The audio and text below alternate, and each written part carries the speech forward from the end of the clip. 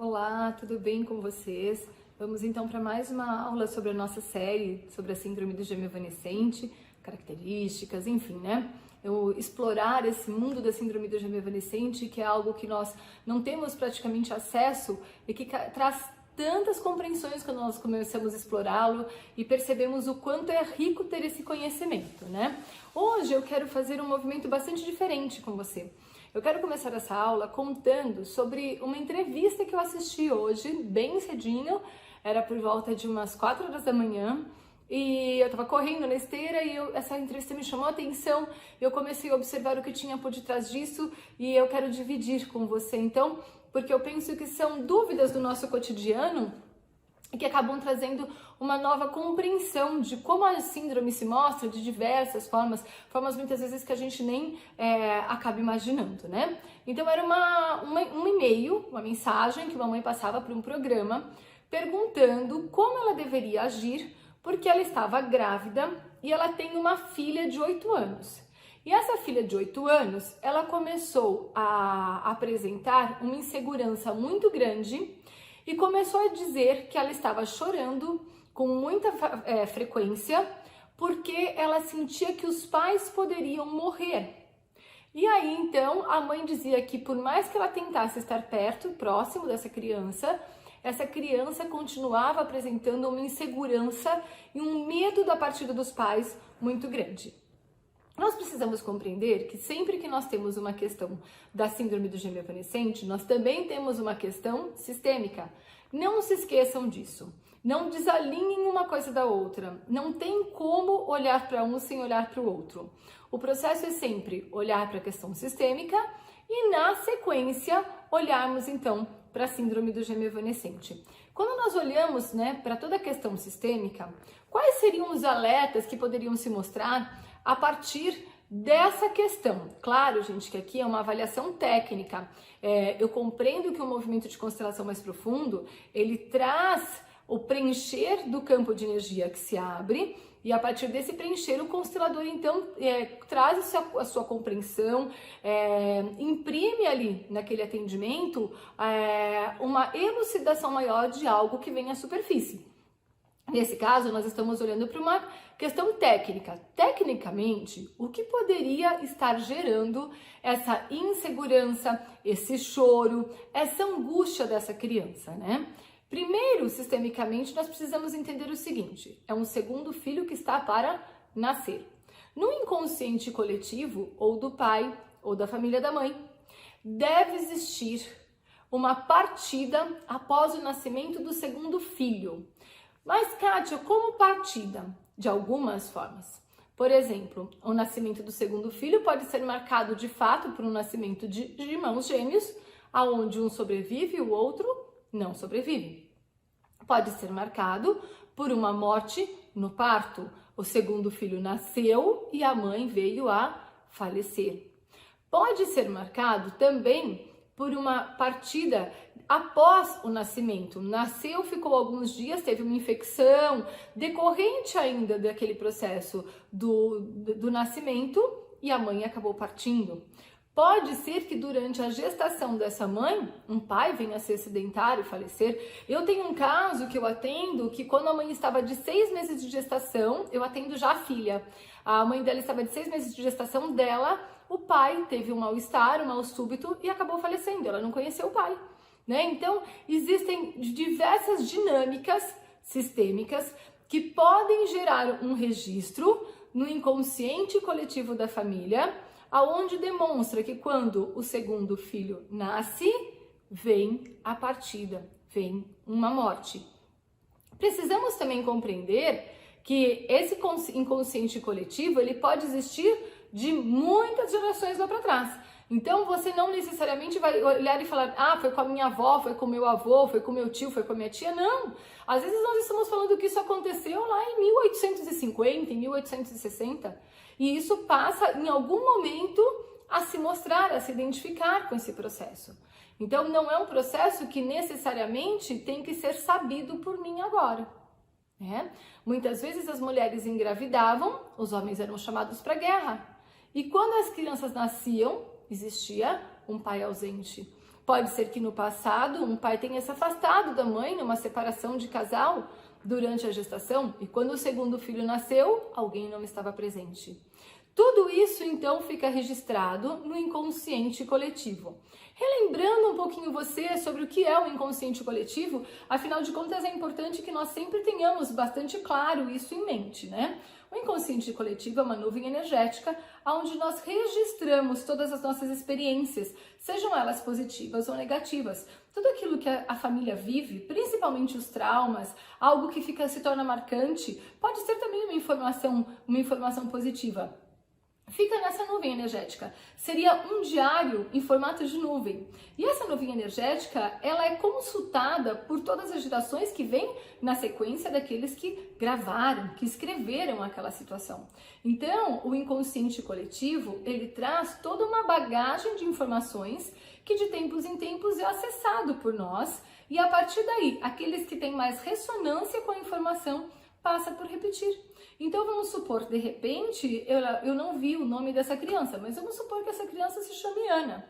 Lá atrás, uma Ana também era filha de uma mãe e um pai, que quando o seu irmãozinho nasceu, veio uma morte, uma partida. Às vezes pode ter partido uma avó. Kátia, como assim? De repente, a mãe está grávida e naquele momento os pais sofreram um acidente e morreram. Os pais seriam os avós dessa criança que está dentro do ventre.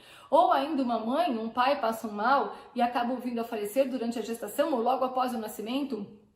Tem um caso que eu atendo de uma pessoa que ela não pôde ir no velório do pai, porque era distante de onde ela morava, tipo dentro do Brasil mesmo, mais distante, e ela estava para ter o bebê, nos dias de ter o bebê. Então o que ela teve que fazer? Esperar o bebê nascer. Quando o bebê nasceu, com uma semana de vida, ela foi com o bebê, se eu não me engano ela era de São Paulo e os pais eram de Goiás, até Goiás para visitar a mãe que tinha perdido o seu pai. E naquele momento, então, ele não tinha podido estar presente na despedida, não pôde se despedir. Então, existem muitos registros como esse que geram desordem, que causariam o choro desta criança aos 8 anos de idade. Kátia, mas por que você está contando tudo isso agora, né, pra gente? Porque pode ser que esteja muito relacionado à síndrome da gêmea evanescente. É sempre muito importante que você faça uma pesquisa e observe o que tem por detrás do sistêmico também, porque isso ajuda muito numa ressignificação, né? Eu tenho recebido muitas perguntas, como se ressignifica após uma constelação? Quando eu tenho a síndrome da gêmea evanescente, compreender esse processo é muito positivo. Como funcionaria essa ressignificação? Vamos pegar o clássico da síndrome da gêmea evanescente. Quero ver quem lembra, né? Pare o seu vídeo agora e tente lembrar qual é a questão mais clássica, a desordem sistêmica mais clássica, que gera o registro da síndrome da gêmea evanescente. A mulher que acaba engravidando de um homem, que não entrega informação para esse homem, que esse homem é pai de uma criança. Ela acaba contando para um relacionamento que esse filho é dele, não sendo. Dessa forma, o que ela faz sistemicamente, né? Ela mata uma criança. Ela mata um pai. Sistemicamente, o que ela diz? Eu não dou o direito de um pai de saber que ele é pai. Então, isso representa tirar o direito de um título, tirar o direito de um homem de exercer o papel sistêmico dele. Isso é uma morte sistêmica. Neste caso, no inconsciente coletivo da família, o que pode se registrar? Quando uma criança é gerada, um pai vem a morrer. Morreu alguém de fato? Não morreu. Mas sistemicamente, o papel de pai e o papel de filho também. Por isso que eu falei bebê na hora. O papel de filho por quê? Porque um filho não é entregue para o pai, ele é entregue para uma outra pessoa. Então ele vai para um processo de adoção. Mas ele perde o direito de exercer o seu papel de filho diante de um homem que teria o direito de exercer o seu papel de pai. Clássico da síndrome do gêmeo evanescente. Se isso aconteceu, o que vai acontecer? Essa criança das gerações seguintes que é gerada vai apresentar a síndrome do gêmeo evanescente. Apresentou a síndrome do gêmeo evanescente. Qual é a maior característica da síndrome do gêmeo evanescente? Os marcadores 3, 6 e 9 sejam 3 meses, 6 meses e 9 meses, 3 anos, 6 anos, 9 anos, enfim. Aqueles que são múltiplos de 3 representam movimentos de partida. Porque o 9, quando eu saio de dentro do ventre e eu entendo que de fato aquele que era meu irmãozinho não pôde mais estar comigo, aquela que era minha irmãzinha não pôde mais estar comigo. E aí eu tenho uma criança que está aos 8 para 9 anos e está chorando de medo que aqueles que estão ao redor dele partam. O que deve ter acontecido? Gente, técnica, já disse, a gente não consegue abrir o campo de alguém que a gente não tem permissão para isso, nem posso.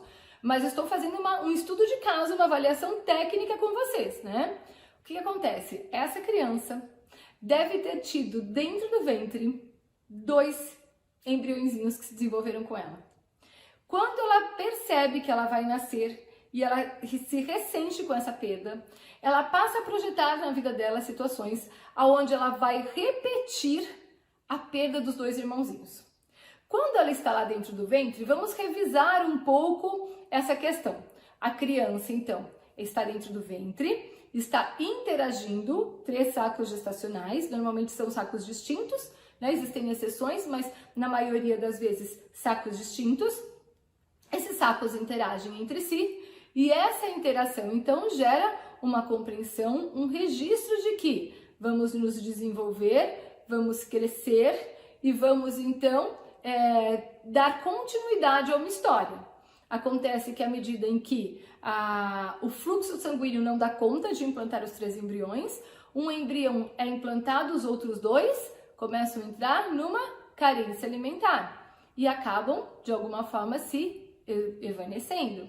E quando isso acontece, os sacos gestacionais estouram e essa criança que está se desenvolvendo, esse embriãozinho, começa a se sentir solitário. Começa a sentir que ele está num caminho agora de abandono. Deram as costas para mim. O registro que muitas vezes ele faz aonde? Naquela pequena camada do cérebro reptiliano. Então ele registra que deram as costas para ele e ele não consegue mais acessar aqueles que ele já estava desenvolvendo um carinho, um amor muito grande. Isso faz com que ele comece a buscar compreensão e buscar aonde estão esses 2 que saíram. Sua escuta vai se desenvolvendo e com a audição se desenvolvendo, ele vai ouvindo o quê? O meio externo. Quem são as pessoas que ele mais ouve? A mãe e provavelmente o pai.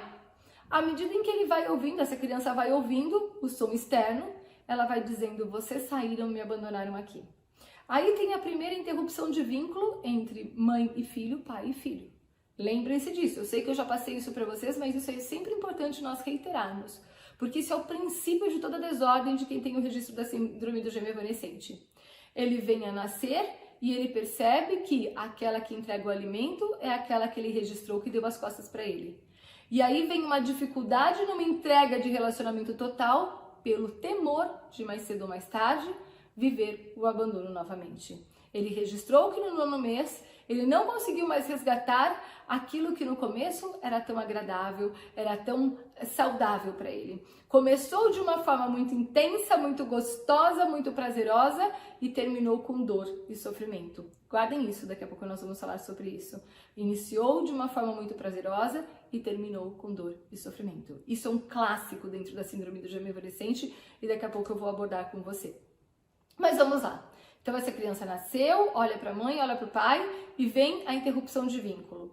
Da mesma forma que ela se retrai sem se entregar por completo, muitos durante todo o desenvolvimento da vida também se retrairão nas relações como um todo, possuindo dificuldade de se relacionar nas diversas áreas de sua vida. Hoje mesmo eu fiz um atendimento de uma pessoa que me disse isso. Eu não tenho dificuldade só de me relacionar com o sexo oposto, no caso homens, né? Mas eu também tenho dificuldade de me relacionar no trabalho, com as pessoas. Eu sempre me achei um pouco desencaixada dos processos. Eu nunca me senti parte desse todo onde eu era bem-vinda, eu era incluída nos grupos, né? Então por quê? Porque ela tem um registro de que existia um grupo dentro do ventre que deu as costas para ela. E qual é o registro que ela nasce, né? Grupos não me adotam, não me desejam, mas cedo ou mais tarde eu sou inadequada e eles se afastam de mim. grupos se afastam de mim. Então, vejam como esses movimentos, eles acontecem de forma repetida, né? Mas vamos voltar então ao nosso histórico. Fizemos todos esses registros, essa criança fez esse registro, ela vai se desenvolvendo e certamente ela projetou lá na escola com os amiguinhos diversas vezes a questão do gêmeo. Ela normalmente deve buscar 2, mas ao mesmo tempo já deve se sentir insegura e esperar o afastamento dos 2. Então é uma constante, ela tem por um período 2 amigos ou 2 amigas e depois vem o romper. Vem um outro período, vem o romper. Ela não consegue manter um relacionamento linear durante a escola. Todos não, mas uma grande parte sim. São relacionamentos, de repente ela se relaciona com alguém que vai mudar para os Estados Unidos, ela se relaciona com alguém que muda de colégio, e a cada partida vem de novo o sofrimento e o sentimento de que eu não fui capaz de manter algo junto de mim ou alguém junto de mim. E ela vai se desenvolvendo e nós vamos voltar para a nossa história da mãe que fez a pergunta, então, nesse programa de televisão. E essa criança com 8 anos, o que acontece? No inconsciente dela tem um alerta. Você está chegando aos 9. Qual é a projeção? 9, nascimento. Aos 9, alguém morre. Ela está chegando aos 9 e tem o quê? Um nascimento para acontecer. Só que quem ela entende que morreu lá dentro do ventre? A figura dos pais. Porque ela não está reprojetando os pais, o gêmeo nos pais. Então ela começa a olhar para os dois e dizer: caramba, eles vão partir agora. E isso vira realmente um pânico, um movimento obsessivo, uma angústia sem fim e começa a tirar realmente o equilíbrio da criança. A criança passa a desejar não ir mais para a escola, a criança teme o tempo todo a partida dos pais e passa a ficar cada vez mais grudada mesmo, mais dependente e deixando de fazer as suas atividades. É uma angústia de alma. É como se ela tivesse a certeza que naquele momento alguém de fato vai partir. Pode ser que exista uma outra hipótese também, que é importante, não é tão cabível, mas é importante nós levarmos em conta. Essa mãe, se no inconsciente coletivo da família tem um registro de que quando alguém nasce, segundo o filho nasce, alguém parte, pode ser que essa gestação já venha marcada pela síndrome do gêmeo evanescente e um tenha partido no começo para dizer: eu salvo a todos. Se eu morrer no começo, eu salvo todos os outros membros do sistema que não vão precisar morrer. Acontece que quando isso ocorre, a mãe começa a absorver esse pequeno embrião e o inconsciente da mãe, o inconsciente do pai, o inconsciente dessa criança de 8 anos começa a perceber um movimento de partida. E esse movimento de partida começa a gerar um alerta de que alguém está prestes a morrer. E aí essa criança entra numa neurose, sentindo que a qualquer momento algum dos pais pode partir. Então existe, na verdade, uma série de formas, uma série de situações que podem gerar esse movimento disfuncional da criança chorando com medo da perda dos pais. O que é fundamental é que esses pais olhem com muita compreensão para essa criança, porque dar castigo, brigar, discutir, não vai resolver a dor e o sofrimento que ela está vivendo. E de fato é uma dor de alma, é uma dor que corrompe. Eu me lembro de alguns momentos que eu tinha esse registro quando criança e eles eram mais intensos até do que quando eu me tornei mais adulta. E eu me lembro de algumas situações que eu chorava sozinha no quarto, com o travesseiro assim, em cima da minha cabeça, porque eu sabia que se eu chorasse e minha mãe ouvisse, eu ia tomar a maior bronca do mundo. O que você está chorando? Que frescura, dorme, porque ninguém entendia esse processo, né? E muitas vezes até eu achava que eu via fantasmas. Hoje eu entendo que só tinha essa... Eu na verdade, tinha uma programação que eu projetava a imagem que eu tinha dentro do ventre algumas vezes, no momento em que eu estava no escuro, no momento em que eu estava sozinha, e nada mais era do que uma desordem desse registro. Por que acontece a desordem desse registro? Imagina o seguinte, né? Quando nós estamos nos desenvolvendo dentro do ventre, o que vai acontecendo, né? Nós vamos aprendendo a chupar o dedo. Por quê? Porque através do chupar o dedo nós aprendemos a sugar. Nós vamos aprendendo que as nossas mãos se movimentam, nós vamos percebendo que os nossos pés se movimentam, nós vamos percebendo que nós temos mobilidade. E tudo isso faz com que nós ganhemos autonomia sobre os nossos movimentos. E esses entendimentos, esses aprendizados todos, eles ficam para o restante da nossa vida. Anteriormente a todo esse aprendizado que veio o registro da síndrome do gêmeo evanescente.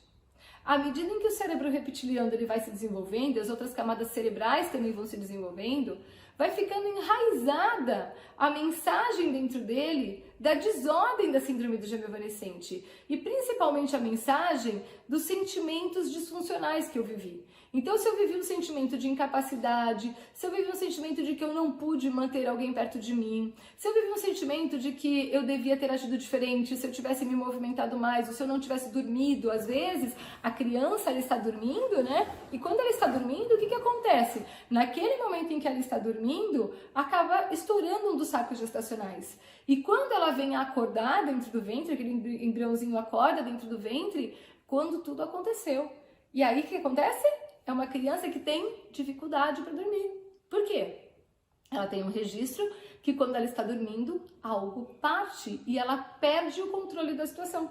São pessoas que precisam estar no comando, no domínio da situação o tempo todo. Conheço bem isso, conheço bem. Durmo pouquíssimo, hoje por uma opção e porque meu organismo acabou se adaptando a isso. Então hoje, eu durmo 4 horas por noite no máximo e eu sempre estou super bem. Mas por quê? Porque meu organismo já entendeu esse mecanismo. Mas no princípio, a minha mãe relata que eu não dormia nunca, passava dias. E mais, eles tentavam me dar qualquer tipo de calmante, fazia o efeito contrário, eu ficava ainda mais agitada. Por quê? Porque tinha uma desordem ali. Eu precisava mostrar que eu precisava estar alerta para que ninguém partisse, né?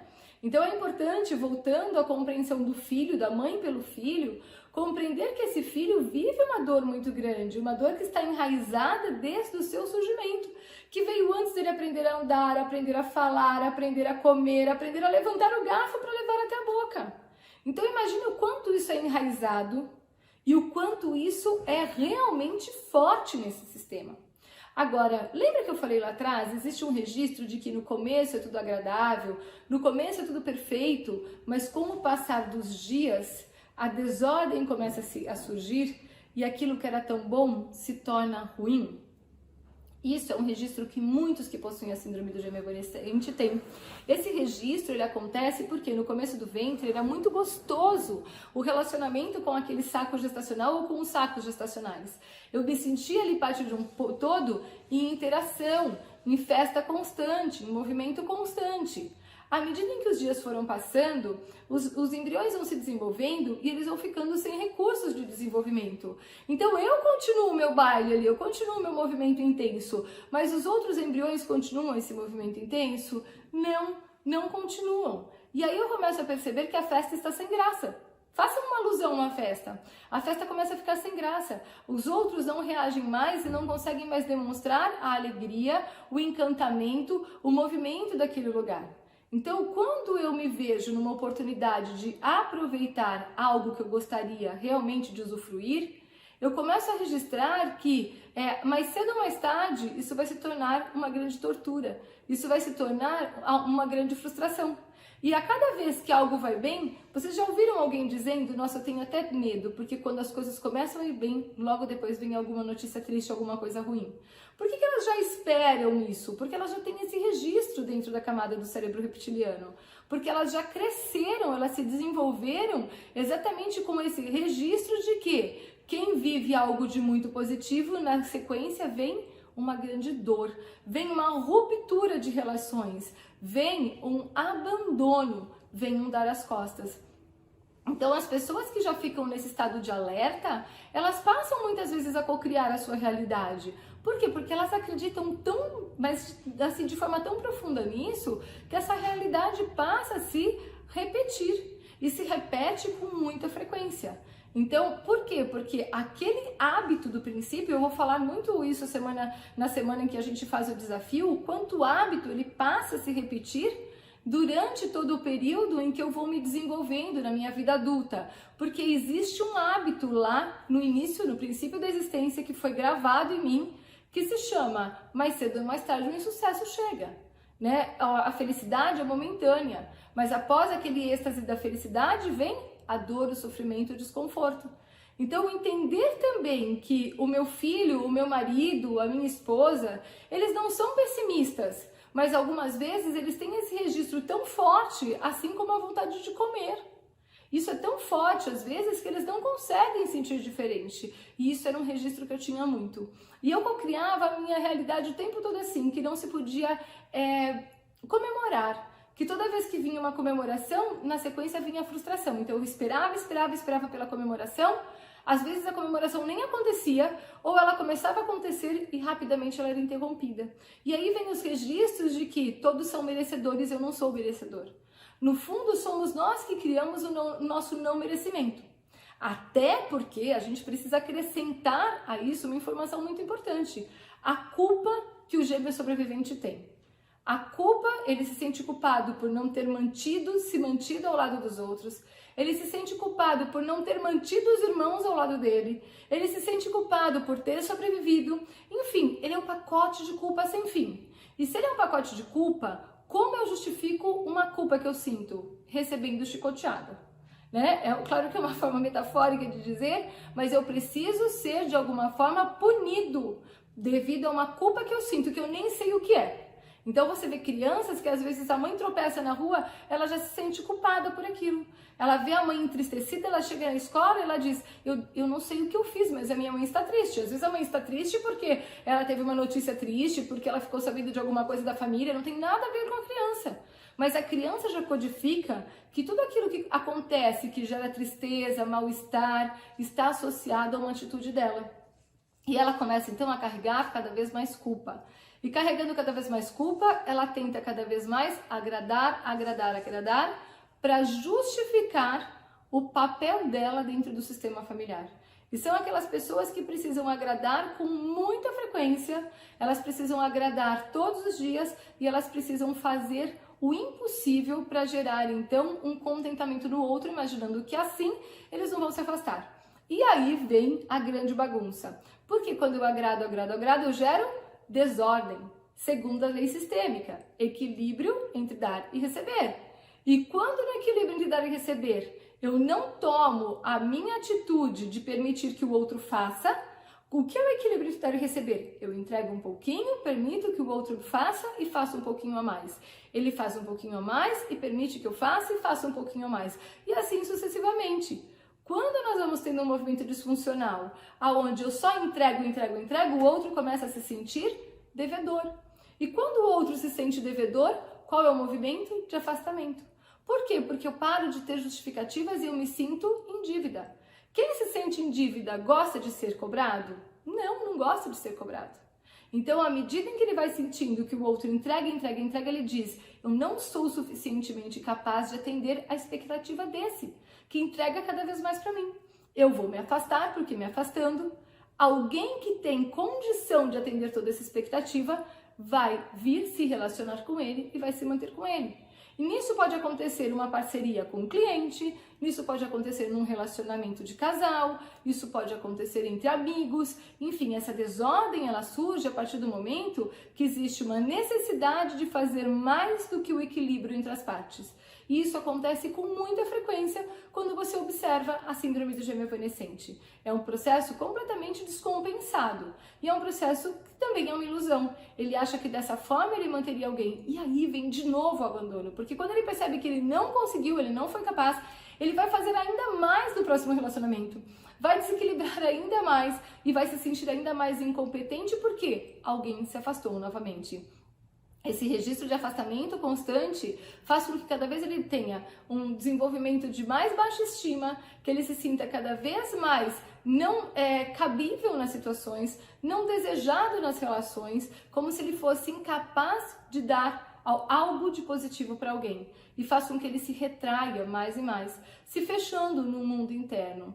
Esse fechamento do mundo interno, muitas vezes, faz com que o desenvolvimento de uma depressão aconteça. Pensa o seguinte, se lá atrás existe a ausência de um pai, essa ausência de um pai pode gerar sistemicamente a depressão, pode gerar a necessidade de busca por algo, gerando um vício. Então, muitos movimentos disfuncionais já são estimulados por uma desordem sistêmica. Mas quando essa recorrência de insucessos começa a acontecer, potencializa ainda mais essa desordem que vem da questão sistêmica. E aí vem as compulsões, aí vem a depressão, aí vem o consumo exagerado de álcool, de entorpecentes. Agora você compreende o processo. Você compreende porque muitos que possuem a síndrome do gêmeo evanescente, então, são dependentes químicos. Então você está me dizendo, Kátia, que muitas vezes o dependente químico precisa ser avaliado e precisa ser observado se não existe uma desordem sistêmica e também a questão da síndrome do gêmeo evanescente? Sim, é fundamental. Em muitos casos de dependência química, por detrás da dependência você vai identificar a ausência de pais, ausência de mães, principalmente de pais, e também o registro da síndrome do gêmeo evanescente. Enfim, hoje eu vou ficando por aqui. Eu espero ter acrescentado de forma muito positiva para você. Quero dizer que eu fico muito contente de saber que você semanalmente me segue e você assiste essa série de aulas que é tão bacana. Quero te convidar também a nos acompanhar, a nos seguir no nosso canal do YouTube, que você acesse o sininho, porque a cada aula nova, então você recebe a notificação, e também peço um joinha para você, porque a cada joinha que nós ganhamos, nós qualificamos ainda mais o nosso conteúdo junto ao YouTube e dessa forma ele faz com que o nosso conteúdo ainda seja mais veiculado. Obrigada por estar comigo hoje nesse encontro que foi tão maravilhoso e eu espero que realmente essas informações tragam muita diferença no seu cotidiano, na sua vida e no seu trabalho. Beijo no coração. Fiquem com Deus.